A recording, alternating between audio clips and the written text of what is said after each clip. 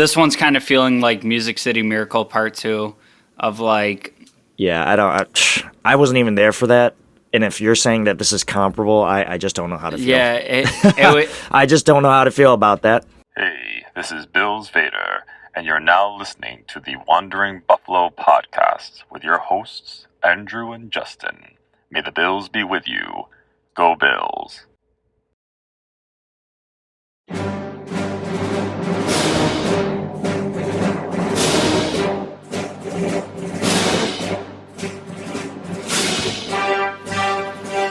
Hello and welcome into another episode of the Wandering Buffalo podcast, a show here on the Built-in Buffalo Network. My name is Andrew Chang, and alongside me is my co-host Justin Goddard. And unfortunately, the Buffalo Bills have lost in the divisional round against the Kansas City Chiefs, a score of 42-36. This one stings. I don't really know how else to describe it. I did have a sweet potato that eventually made its way to the trash. Not just because I didn't believe in it, but it just was so saturated from my palm sweat and stress of squeezing it that it wasn't salvageable at that point. But anyways, as usual, we got 4 talking points to go over, and then at the end of the episode, we're going to kind of talk about our future plans with this podcast, especially going into the offseason. But before we get into the episode, Justin, I know it's fresh. How are you feeling? Yeah, I'm hanging in there. We're recording this about 10 minutes after the game ended, so I'm still kind of absorbing it, a little bit of shock, a little bit of the heart rate still coming back down. You see in the background here, both the dogs know I'm a little upset right now, so they're here consoling me. But it was an exciting game. It was a roller coaster and a devastating end, but we're here to talk about it, so let's dive into it. Yeah, and if you're listening to this, I'm sure you're feeling similar feelings to us too. So as fresh as this is, we got to talk about those last 13 seconds. The Bills score a touchdown, what looked like the go-ahead touchdown to seal the game, give Patrick Mahomes the ball back. Yes, he has 3 timeouts, but he's got to go 75 yards to score a touchdown or like 40 yards to get in a field goal range. And obviously we know that he does that, but I gotta say, that might have been some of the worst defense I have ever seen in my entire life. And it's not even like it was like, I take it back. It wasn't like the worst thing I've ever seen, but it was a lot of head-scratching moments. So like, also my voice is kind of like ramble because I was screaming a lot for the game, but there's so many things that pop in my head. Like, why not try the squib kick? Okay, I get it. You don't want it to go out of bounds and then, push them up to the 40-yard line. I get that. Well, why don't you just try a really short, kickoff that eventually bounces at like the 5-yard line or something, and then they're forced to handle it. Just do something to take some more time off the clock. And then when you don't do that, obviously the Chiefs get the ball at the 25-yard line, and then you're playing so far off that you're like, all right, there's no way we can let them score a touchdown here. But you're doing it so much that, again, they have 3 timeouts. That they can just... I get the rationale from the Bills' perspective, but 13 seconds. In 13 seconds, they were able to shoot up 40 yards, kick the game tying field goal, and send this game into overtime. And this is another part of our first segment, is the overtime rules. And I'm not going to point like, that's the reason why the Bills lost, because I truly think that the Bills really played some poor defense. Like, there was no reason why Travis Kelsey should have been that open in the middle. I get it. You're trying to guard the boundaries, but the Chiefs have 3 timeouts. So you should know that they're not going to aim for the boundaries that much because they have 3 timeouts. You know, it just hurts.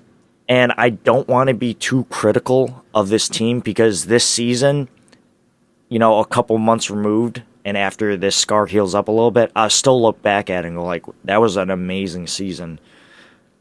But you can't not look at those last 13 seconds and just scratch your head and go like, what the fuck just happened?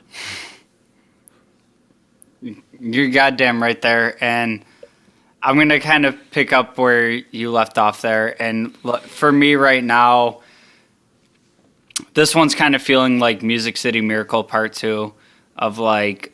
Yeah, I wasn't even there for that. And if you're saying that this is comparable, I just don't know how to feel. Yeah, I just don't know how to feel about that. Yeah, it was kind of like, you know, you get that high when the Bills get the go-ahead touchdown, and my phone starts going off of like text flooding and like celebrating, and I'm like, I texted a couple people and I was like, yo, I lived through Music City Miracle. Like, this game's not over until there's zeros on the clock. We don't celebrate. We finish the game. And to your point of kind of switching to the prevent defense, like, I get it, there's 13 seconds left. But at a certain point, you know, what was beating our defense throughout the game was these crosser routes, and we saw Josh Allen being this hero and making these deep strikes and all that. And Mahomes was just keeping pace with him, throwing these 5, 7, 8 yard crossing routes and letting his guys run with the ball, and kind of to switch to a prevent defense is kind of allowing those catches to happen and assuming you come up and make the tackle.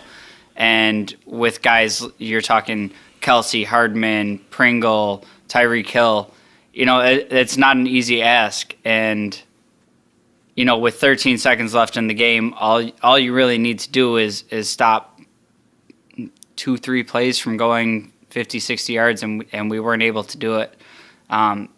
With all that being said, like, yes, to your point of we'll look back at this in a couple months. Sitting here now, yes, it hurts like hell, and you know it's an unfortunate way to go out. And I'd like to see the defense step up there and make a stand and really solidify that game for us. You know, being the number 1 defense all year. All that being said, like, I'm glad we came into this game. We weren't outclassed. You know, it didn't feel like last year's game. We were hanging in there toe to toe. When we looked like we were down and out, my phone was going off about like, oh, Clyde Edwards-Helaire just ran for 20 yards. This game's over. And I was like, no, we're still in it. I think we were down 2 scores at the time. And Josh puts the team on his back and gives us a chance. So, yes, this one, it hurts immensely, especially being that we're recording so close to the game. But also, you know, looking towards the future, I feel good, but it's hollow right now. Yeah, it sucks. And I keep on going back to it. It's like, why were they playing that far off? Like, why couldn't they just do... And I'm not a football expert, and I never have claimed to be that, but why wouldn't you just try doing the 2 safety shells? Keep everything in front of you. Like, in that last 13 seconds. You know, could you imagine, in hindsight's 2020, you squib the kick, they get the ball back, worst case scenario, the 30-yard line. Okay, so that's 5 more yards than a touchback, which they invited. And I'm not so sure why they would invite that, because I think our special teams gunners are really good. Our kickoff coverage is pretty good, and I know that the Chiefs aren't pushovers in that category, but you gotta try. And it's easy with the power of hindsight, and I know I just brought that back up, but could you imagine, you know, we get 13 seconds. They get the ball. We stop them at the 30-yard line. That 13 turns to like 9. Worst case scenario, 9 seconds. What do they do with that? You give them 5 yards for 4 seconds? I'll take that. But I don't want to like pin down on these last 13 seconds too much, even though it is the reason why the Bills ultimately lost the game, because they just didn't execute on defense, and it hurts. So that just brings us to our second category, and that's disciplined defense. And I said this early on in our group chat that it felt like the Bills' defensive line and defensively in general, specifically the defensive line, were trying to go for the sacks.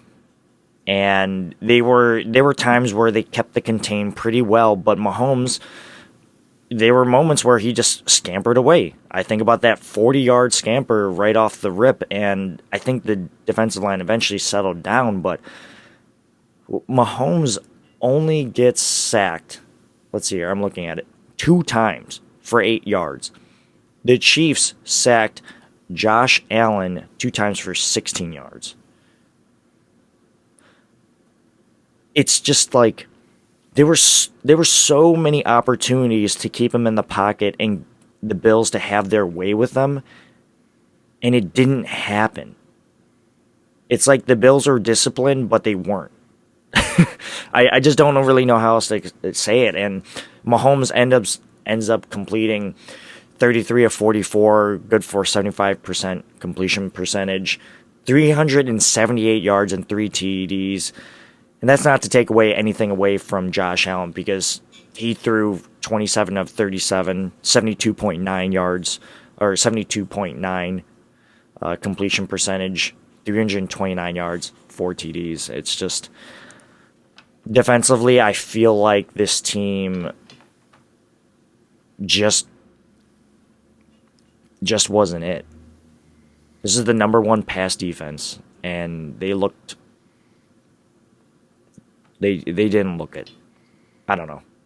Yeah, I agree. Particularly early in the game, there was lots of chances to really hem Mahomes in, and I saw Greg Rousseau do it a couple times. I saw it from a couple other guys of this.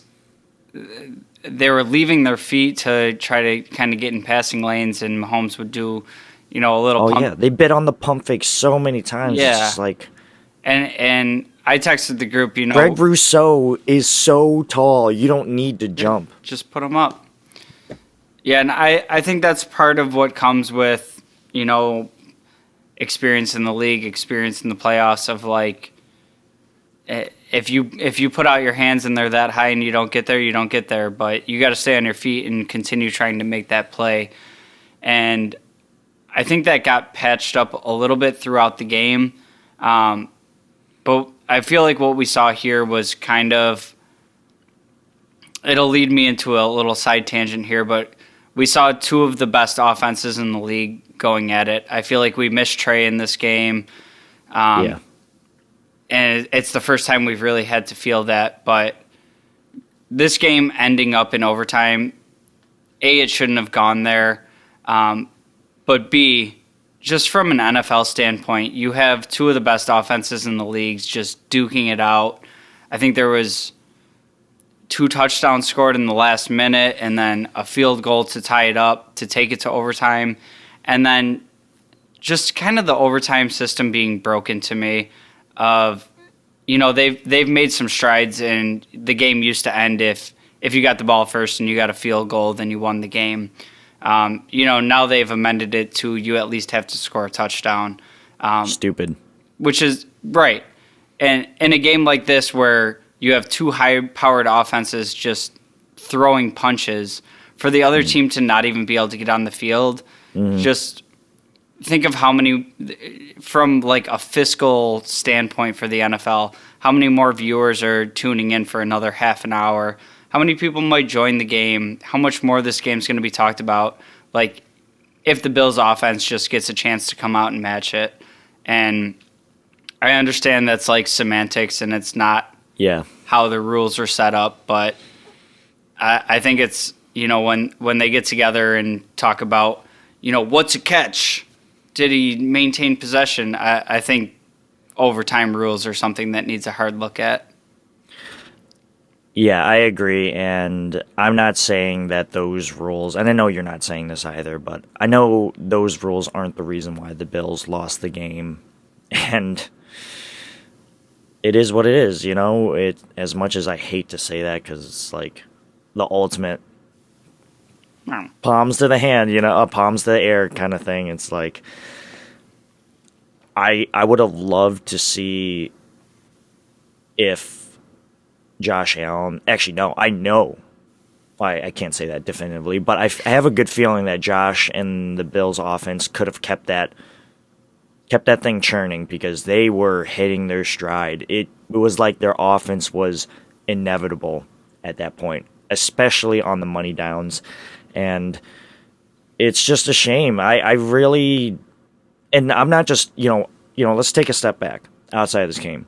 Multiple games outside of this year that went to overtime that got ended because the first team who gets the football first, quite literally because of chance, scores a touchdown. The losing team doesn't get the opportunity, and I'm not so sure that's fair. And that's not what we're gonna focus this podcast around, but I really do like how, I don't know if it's like this anymore, but in college rules, how they let you trade blows starting from the off or your opponent's 25-yard lines, and you just kind of keep going and going and going until it's over. That is cool. I like that. But that's not what we're talking about. We're talking about how Travis Kelce caught that 8-yard touchdown on Matt Milano, and it's not really... It is what it is, but I just felt like our defense was kind of winded at that point, and not much we could do. But we're going to... Oh, do you want to say something before we go on a break? No, you can take us into the break. Kind of just echoing what you said, but yeah. Yeah. All right, well, we're going to take a quick break. Stick around, because we're going to talk about the second half of this episode, which should be very important, and then we'll get back to you after that. Hey, this is Bills Vader. Now back to the show. Welcome back, everyone. We're going to wrap up this episode by finishing up our last two segments. Here is the third one, and Justin, you have no idea what I had planned for this episode. Everything's so raw. And it's... I tweeted this out because I truly feel like this is the second time we've seen it. And I'm not saying 2 times is enough to start a trend, but the Bills were just so hell-bent on their game script. Like, hey, we got to run the ball. We got to keep running the ball, keep running the ball, keep running the ball.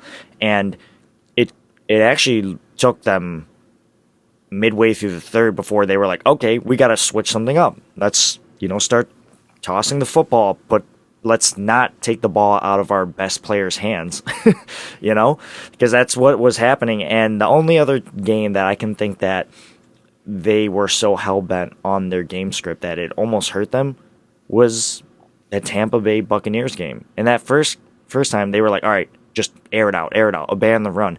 And then you saw in the second half, they went back to it, and it opened the run a little bit. So what I tweeted out was, sometimes I feel like the Bills try to establish the run in order to open up passing lanes.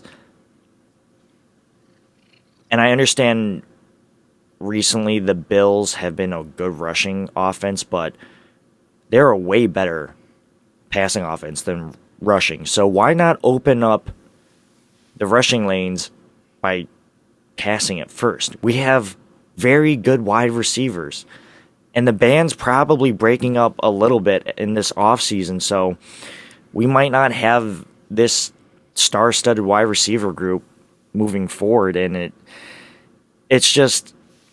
I say this to just bring everything back home, is that I feel like the Bills' offensive adjustments and original game plan. Yes, although it worked on the first drive,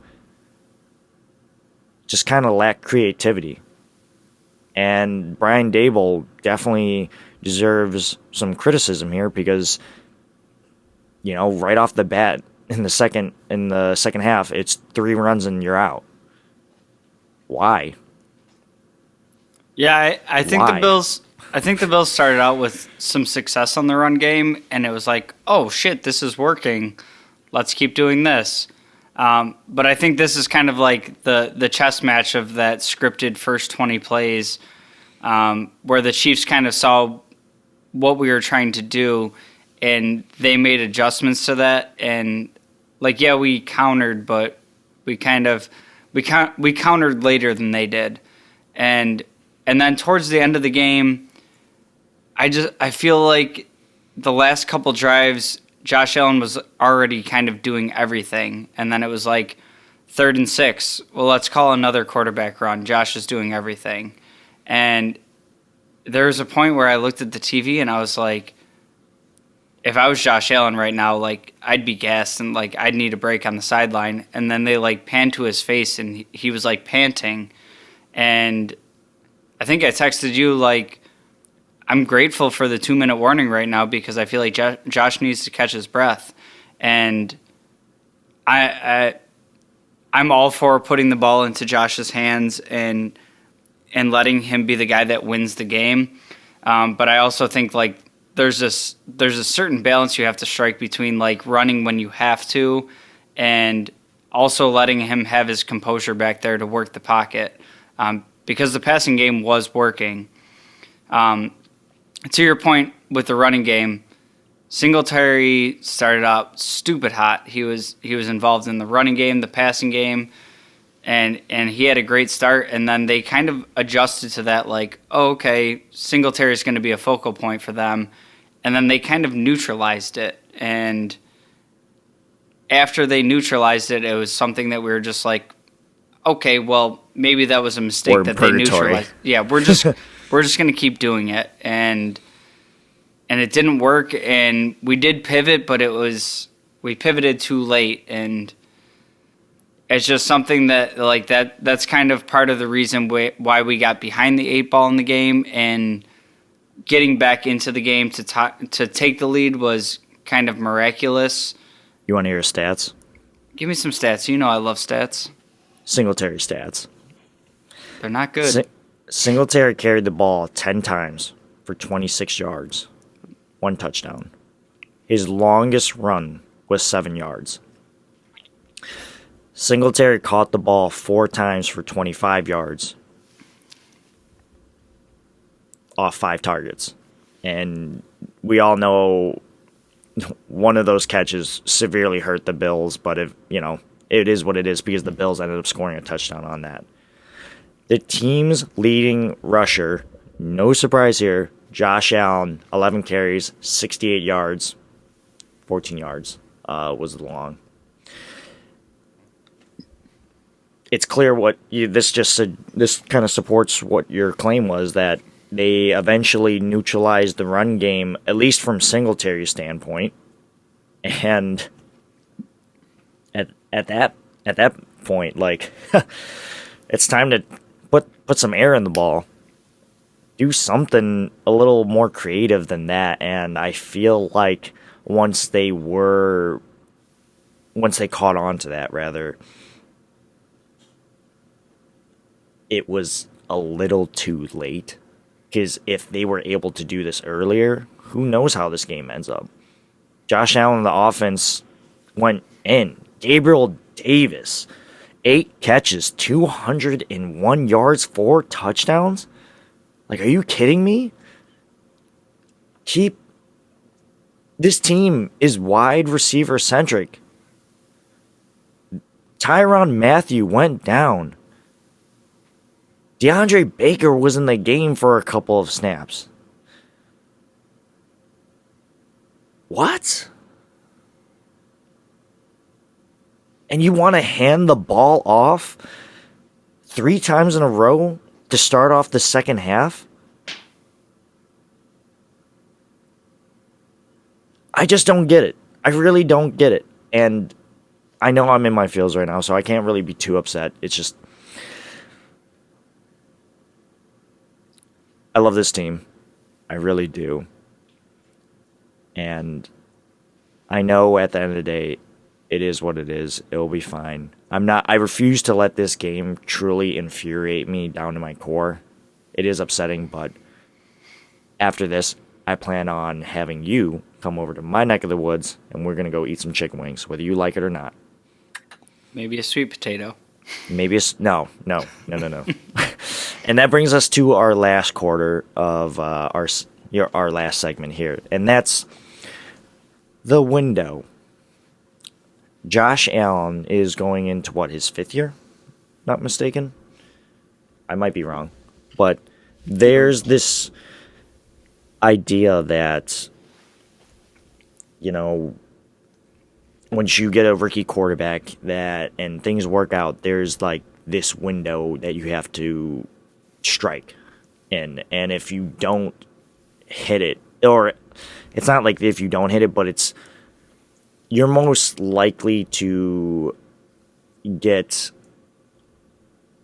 franchise success when you hit within this window, because after that, big contracts kind of come in, and then it makes it that much harder to win. So Justin, I'm going to read you the Bills cap hit, or I guess adjusted salary cap right now, and where do you think it currently is? Oh, are we doing league rankings? Just in general. It's not great. I'd say we're in the bottom 10 of the league. Probably something like $10 million to play with, I believe. So my computer's kind of bugging out on me, so please forgive me. All right, here we go. The Buffalo Bills are 23rd. Okay, I was going to say 26, so. They have about $10.9 million. And this is where things get real interesting. And you know what sucks? Is that the Kansas City Chiefs are 17th. So they have more cap space than the Bills. And that really, really, really pains me to say. Yeah, that sucks. The highest cap hits right now are, I guess, let me change this to 2022. That's what we want, 2022, right? Yeah, sure. Because Josh Allen will play under his 5th year option next year. It's Diggs at 18, Trey at 16, Josh Allen at 16, Deion Dawkins at 12, Tremaine Edmonds at 12, Mitch Morse at 11, Jordan Poyer at 10, Matt Milano 10, Micah Hyde at 9.7, Star Lotulelei, 9. So I think the Bills can save like $7.7 million if they cut him. So I'm not forecasting anything, but I don't think he's coming back. Oof. Yeah, I don't know. The window is getting smaller. The Bills don't have a lot of money to throw around, and after watching this game, Justin, where do you think the Bills need to address what position group needs to get addressed the most right now? Because I have a couple of thoughts in my mind, but yeah, I don't know. I'm still scarred, and scarred from that game, and I can't think straight. Yeah, so I think this is a really fun question leading into the offseason of things that we're going to talk about for the next 4 or 5 months. Some of the aging veterans, I know it's your guy right there, Jerry. Who's your daddy? What are we doing with him? A guy like Vernon Butler. You already mentioned Star Lotulelei. Vernon Butler was a healthy scratch today too. Yeah, he was the reason why we didn't win. No, get him out. That's it. But yeah, one of the things about having this organization is, yes, we're in a bad shape on salary cap as it stands right now, but we do have the benefit that a lot of teams don't have of Brandon Beane, and just kind of looking back to last offseason of like the whole debate was, would you rather keep Darrell Williams or Matt Milano, because there was like no conceivable way that we would keep both, right? But we did it. And not only did we keep both, for better or for worse, we were able to keep Feliciano. We still added pieces and whatnot. So when you start playing with the salary cap the right way, it's very flexible in, you can move around some signing bonuses and kick some money down the road and whatnot. Mm-hmm. And when I start looking at the rookie window, I look at a team like the Rams I don't think by any stretch of the means they should be, like the pillar of what people should be doing in the NFL. But the past 2 seasons, the Rams have basically shown that like the salary cap is kind of a loose construct of lies. It is a very real thing. They just said, we'll make it. We'll kick the can down the road. Yeah, eventually, it will catch up. Yeah, they played with it, and they're going to have to pay the piper at some point. But you're talking, maybe four or 5 years down the line. So I think there is some room to play with there. The thing for me this year is, how do we start looking at the free agents that we have? You're talking Edmonds, Levi Wallace, McKenzie's up. How much do we want to look at changing the team versus bringing the band back together again? Because we did that this year, and mixed results. We fall short of where we were last year, but to me, kind of essentially in the same spot. You've lost to the Chiefs. It was a game earlier. I think there's some retooling to do here, but I think we're also in a position where when you start looking at the draft, for so many years we were looking at accumulating as many picks as you can to round out positions and depth and whatnot. And for the most part, that's in place with this team. So maybe we see a little bit of a mindset shift with Brandon Beane of maybe we package up some of these picks and have fewer picks that can make impacts. Also looking at, some of the younger players developing, taking that next step forward, looking at Greg Rousseau, Boogie Basham.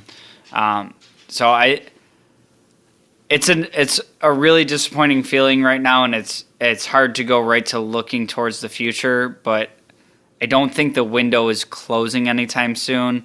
And then when you talk about having Josh Allen as your quarterback, that true elite top 5 talent, hard on his sleeve kind of guy, it's definitely not closed. It's ajar. Right. And if you have to start rotating in receivers and whatnot, imagine maybe next year you put Gabe Davis into a bigger role and bring in some other third and fourth receivers. Josh Allen's going to elevate the talent around him, and I think this was a big year for Josh Allen to prove that he was the guy that will elevate the talent around him. Yeah, and I guess that just brings us to our final thoughts here, and that if he kind of stuck with us through this, I guess, almost 1 year now, right, Justin? We're about to enter the 1 year mark into us podcasting eventually. That I want to say thank you for listening and following us, even though we're clearly not experts. We're just some average Joes, and that's what we've always done. We don't claim to be experts, but I think I speak for both of us when I say we sympathize with how you're feeling right now. But let's not think of the worst, right? Because this definitely could have been much worse. We could have been bounced out of and we could have been one and done. The Patriots could have got us, and this team has a lot of upside moving forward. We have the talent, the front office, even though, Joe Shane is going to the Giants, but we have proven, Brandon Beane and Sean McDermott have proven over their regime that they know what they're doing. think about how bad this team was run on and off the field before they got here. I'm not saying that this offseason sucks, that it started prematurely, but hey, if you don't win the Super Bowl, it's going to end in disappointment. What you're feeling, that is fine. Yeah, it's a hard one right now, but to what you mentioned, we have the organization in place, and for where we were to where we've come from, you're talking playoffs 4 out of 5 years, AFC Championship game last year, and pun fully intended, this game literally could have come down to a coin flip of it. It may. I'm not going to say it, but it may have. I mean, you're hanging right in there with a team that represented the AFC in the Super Bowl last year, won a Super Bowl 2 years ago. You're right there on the right path, and you're just scratching at the edges, and you're talking almost 20 years of me feeling the same way about today's loss as that final nail in the coffin of being eliminated officially from the in the Hunt graphic. Oh, God. So it's hard right now, but I try to stay measured of like where we are now from where we were, and in perspective, it's a pretty quick turnaround to have to feel this level of disappointment versus what we were feeling. So all the love to my Bills team. The future still looks bright to me. I don't think this is like an organization like Houston a couple of years ago where you're like right on the fringe and then you just implode. Yeah. I think we have the right pieces in place. We're going to lose some people from the front office. We'll probably lose a couple coordinators. But I feel very confident with the organization going forward of replacing those pieces and being able to move forward and build a team, and we'll be right back here next year. Yeah, adapt and grow, and we'll be okay. Well, in other news, the last thing we got to talk about is that moving forward, since we usually do preview games on Thursdays, we're not going to be doing that because the season's over. But, you can catch Justin and I on our Monday releases, so we'll probably start things off with the position review just like we've done when we first started this podcast, and should be a fun time going through this off season. If you're looking to join our podcast, obviously reach out to us. You can find us on most social media and podcasting platforms by searching up the Wander Buffalo podcast. The off season, although it does suck getting here and without, the Lombardi Trophy, it is fun to just kind of like think about what we could do or predict and forecast all that stuff. But I don't know. There is a nice feeling to it, and if you're going to take anything away from going into it. Yeah, like Andrew mentioned, just because the season's ending right now, there's no off season in football. We're gonna keep bringing shows every Monday. We're gonna talk about off season evaluations, free agency. People we're watching in the draft. We're going to cover the draft. So stick around. We're going to be here all off season, and then going into next season as well. Right. So for Justin and me, thank you for listening to the regular season episodes of the Wandering Buffalo podcast, a show here on the Built-in Buffalo Network. You can find him, Justin, at jgods22, and you can find me on social media platforms by searching up Two Changs. You can see our handles right there, right underneath our faces. But again, thank you for sticking around. Don't worry, keep your chin up.